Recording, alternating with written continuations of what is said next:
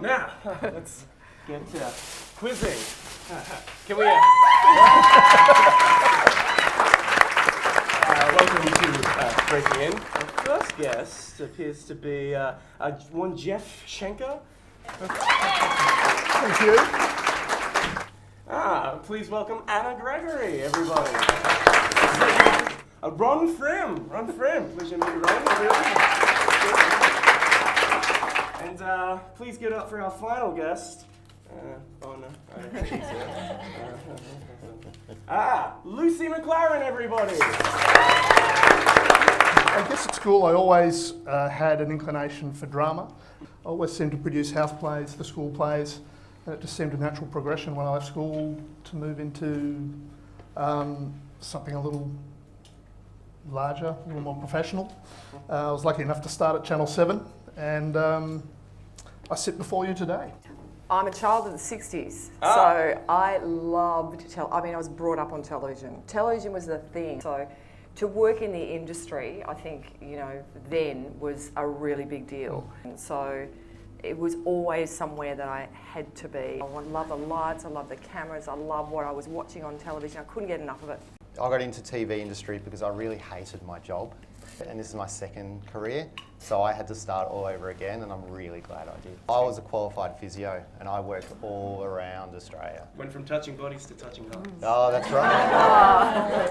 We didn't have a television when I was little. My parents didn't approve of television, and so it was the most incredibly exciting and exotic thing. And watching, Superman after school at friends' houses was just fabulous for me. But I think the biggest thing was when I was about 15, I went and saw Picnic at Hanging Rock, and there was a woman who was the producer, and I thought, wow, can women produce films? And Australian women produce films? And it never even occurred to me, I don't think. And so I thought, well, if she can, why not give it a try? I got my start through RMIT. It's really important.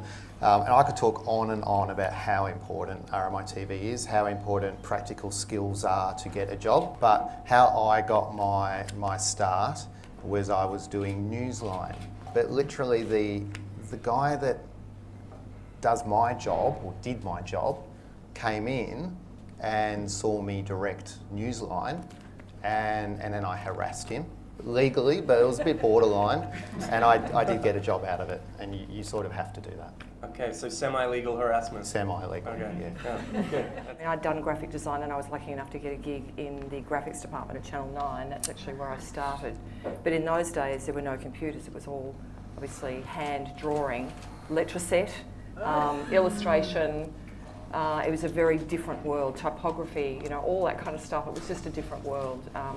And then, as I say, I was lucky enough to move into journalism. I went to the ABC. I was actually studying business at Monash and absolutely loathed it. And it was quite by chance at Monash Uni that there was an advertisement on the board that Channel 7 were looking for someone to work in their production department to train as a production manager.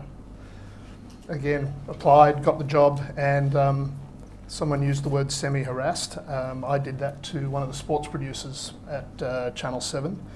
Basically every day I'd lobbed on his desk and said, I really want to work with you, I really want to work with you. To the point where I got a job as a sports producer at Channel 7. But that's the key, isn't it? I think all of us would agree that you have to be prepared to do anything. Yeah. Because you're that desperate to get in, you just take it, whatever it is. And even if it's, you've got your eye on the other prize, the higher prize, it's nothing that you do is not worth doing. The number of runners I know who have moved up within 5 years to be producers or production managers, just by sheer determination and just never, and just because you get to know people, it's the only way to meet people in the industry is to start, at the bottom, obviously, If you want to get your foot in the door and your long-term goal is to be a TV director, but the only job available is in audio assistant, then that's fine, because it's once you got your foot in the door and you're working in a professional environment and people know that you're a good person to work with, you do a high standard of work, you've got a good personal brand, you're reliable, then it's very easy to then move across to the area you want to. But it is pretty rare to get that job originally, but there are pathways once you get your foot in.